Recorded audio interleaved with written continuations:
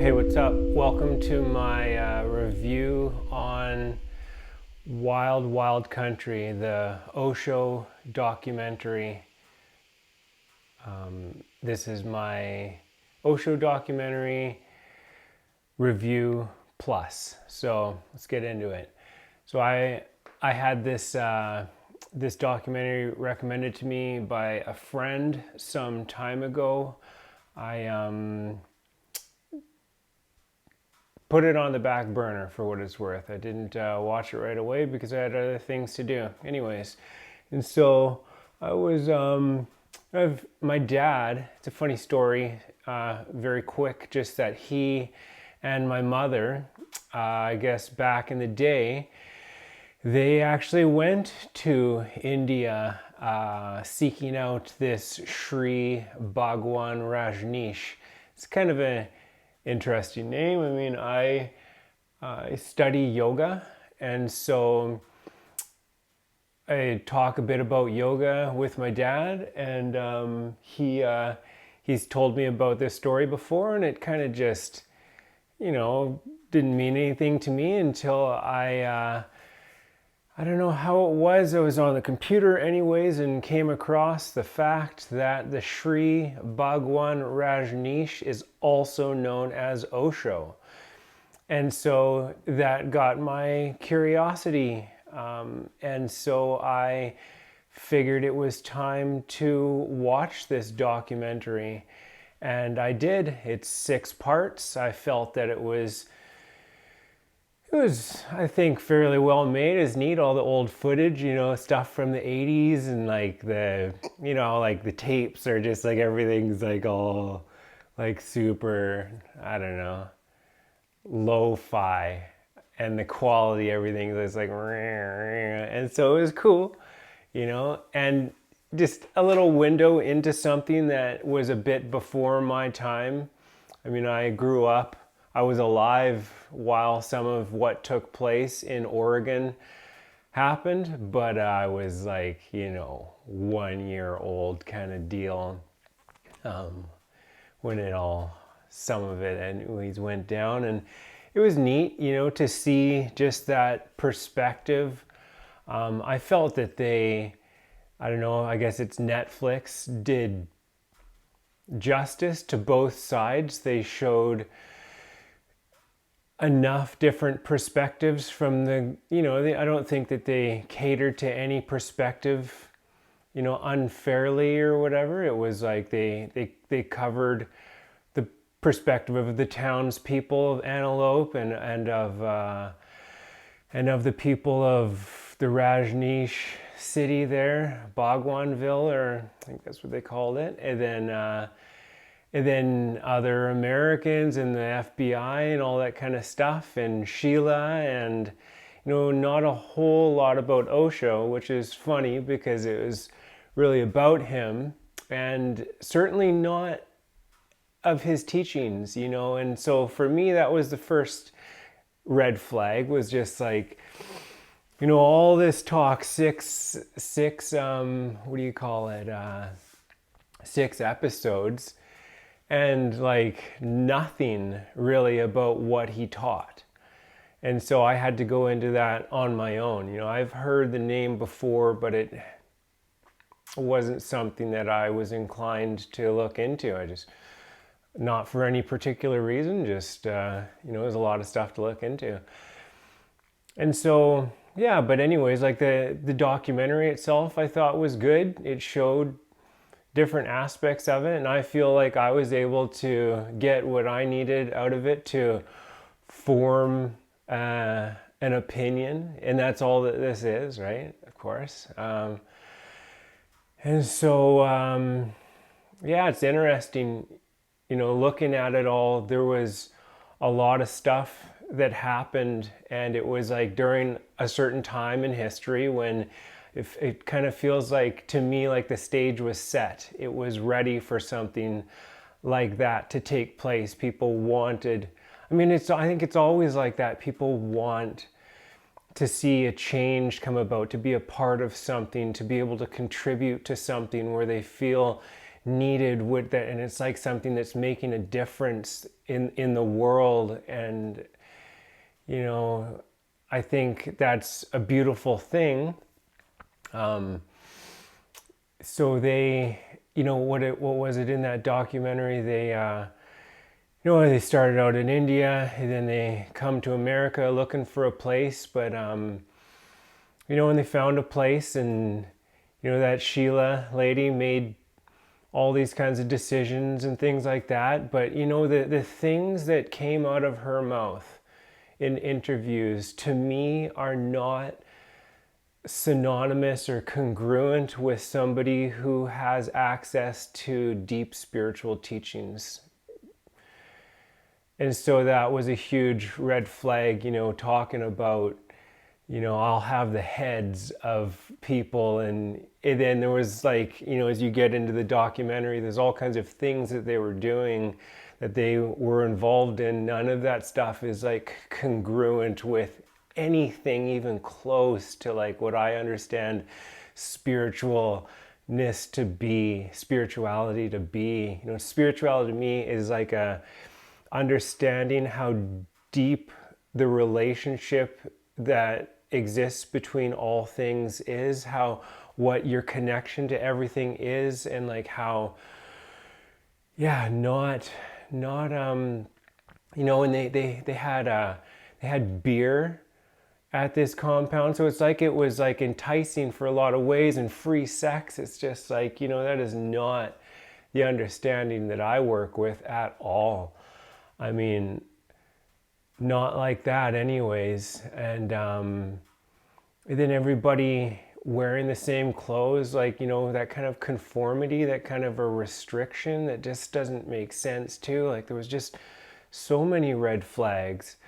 And then him being in silence for years when they needed him the most. Like, you know, if you're a leader, you're supposed to be doing the one thing that you're supposed, you know, not just like having these talks. And like, so I've listened to the man talk, and you know, I'd say he fits the part. You know, I can't say much beyond that, you know, but it's like, when I listen to him talk, he talks very slowly, and that indicates something to me that I need to put my finger on. But it's like, it's a red flag anyways. And then honestly, I've listened to a number of his talks, and I have never in any of them heard him say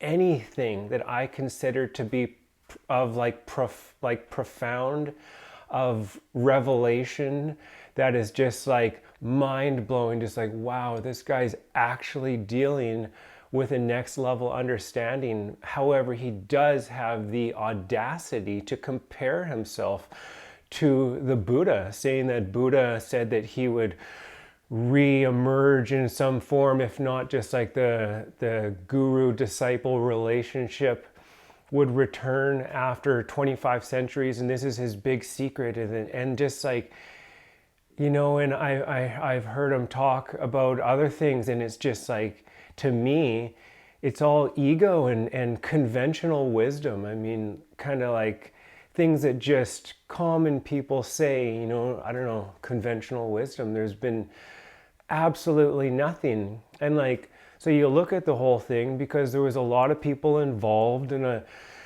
you know, it caught the attention of the world, and a lot of people that followed it. I mean, but you know, to put that into contrast, it's like, yeah, and you know, just like any other teacher or teaching, whether it's Mormonism, there's a, you know, they got a city and a bunch of people that believe the stuff, and they follow a guy named Joseph Smith or whatever. I mean, I don't know anything about them, but like, or any of the other sects of Christianity, or say Islam or Hinduism. I mean, they all have huge followings and whatnot. And I mean, that doesn't mean anything. I mean, it comes down to the teachings, I think, and how clear they are, how easy they are to understand, how relatable they are, how broadly they apply, how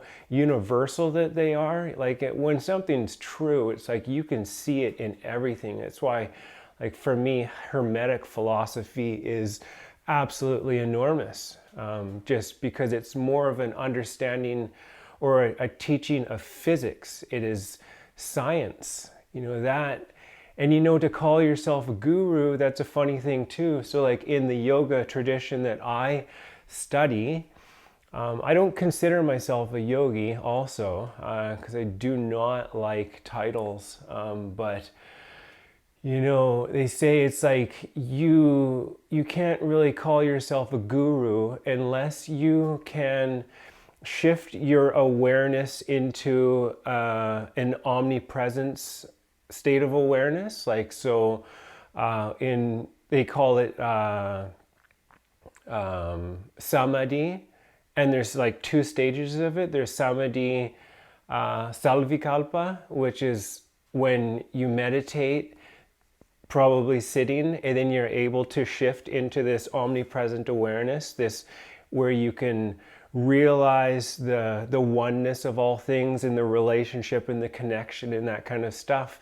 So very powerful. But then there's also samadhi nirvikalpa, which is like where you don't need to be seated in meditation and be still and whatnot. You can just shift your awareness into this expanded state of consciousness as you are going about your day, if you need to, whether it's for talking with, I don't know. I mean, these are just things anyways. So it's interesting. I mean, like, I don't know the type of meditation that these people practice. I don't know anything. I know that they had this big farm and they all wore the same clothes, and I know that they had some very questionable practices for sure. Some things that were just quite odd, and ways about doing stuff, and none of that is like, to me, like synonymous with people who are following a true spiritual leader, because that leader would, through his teachings, curb all of those behaviors which don't make any sense. So there's something seriously awry, something wrong with this. Was he a human being? Yeah. Did he have some knowledge about him? I don't know. In my perspective, he has nothing for me. I've looked at a number of his videos of where he's sitting there talking, and there is nothing for a person like me. So, and you look up his quotes, you Google his quotes, top quotes, and it's just, I don't know. I get nothing from it. And so, yeah, I felt compelled to make this video and share a little bit about how I felt about this, because I was fascinated by the story and how it, with my dad and my mom, and then just with, it's neat. And then you can go on forums online and stuff like that and read about how people feel about it. I've certainly looked, about how different people feel about it. And some people think that he is the best and that he's reached enlightenment. But it's like, he doesn't seem to have any of the qualities which go along with that. And like with the money and then the running away in the end, and then with the frailty of the body, and then with the things that he said about Sheila, he called her names. I mean, that is petty. And then also, what was it too? There was something else that he, it just didn't make it, to me, it doesn't make sense on any level. I think that he was a guy that he fit the part, and people wanted to believe, and it could have been something, but it didn't. It lacked the spiritual understanding, and that is why it fell apart. You know, and so yeah, all the you know, there was this thing too, because he was quite fond of George Ivanovich Gurdjieff, which was another interesting character from back in the day who went around the world searching for a lost teaching and found it, and which was it was supposed to be like, I think like esoteric Christianity, because like Christianity in the Bible, there's like a story, but then there is like, I guess the third way is like the teaching. But anyways, and so Gurdjieff was known for doing something called using devices, where he would like behave in a very strange way to get people to, or to see how that they would react and respond. You know, he'd like pretend that he was drunk, and then he would like call them out on their behavior. You know, so to me, this, and he did the same thing apparently. What's his name? Osho. And this is like manipulative. Like this is like, it's like sarcasm, or like, you know, like doing something that is false to provoke a reaction, and then to point the finger. Like, you know what? And on top of all of that, I do believe that this whole idea of using devices, behaving in a certain way in order to provoke a reaction out of somebody, is what in today's day and age we call gaslighting. And so, like, and that is a quality that is often associated with somebody who suffers from a narcissistic personality disorder. And so, yeah, because like you have to be at a certain place in your mind where you think that it's okay to put on a show to provoke other people into reacting, so that you can point out the way that they reacted. You know, you got to be of a certain mentality to, you know, you got to feel, you know, it's almost like it's like a self, I don't know if it's self-righteous or like, I don't know, but I mean, it's, I do not believe that that type of behavior is polite or correct. Yeah, and so, man, that is, I just say like, that is not how I would ever go about cultivating holistically minded, balanced, critical thinking, spiritual, scientific, just awesome people, right? Like that's not it at all. Putting on a show and tricking people and like, and leading them in that, no. How about saying things clearly and spelling things out, and like coming from, you know, divine kind of like inspiration or like revelation, sharing, you know, through the first-hand personal experiences that you had. That is the way. You know, for your life to be an example, you should be the embodiment of your teachings. You should not just talk, you should walk the path. You should be, people should be able to see through your every movement that what you're doing with is in alignment with what you are saying. And you're not telling anybody to do it. They just have the option to recognize that you are a person of integrity. So, yeah, all that said, the documentary was interesting. You know, as far as Osho, I'm not saying that he was a phony or a fake or a fraud. I'm not saying that, but